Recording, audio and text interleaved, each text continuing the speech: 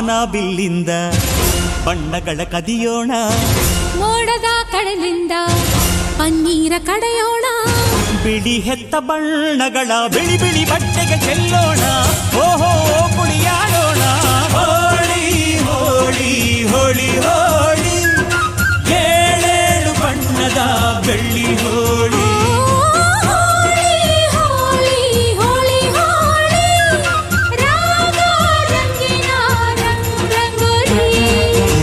ಅರಿಶಿನ ಕುಂಕುಮವ ಒಂದು ಕ್ಷಣ ಬೆರೆಸೋಣ, ಹಸಿರಿನ ಜೊತೆಯಲ್ಲಿ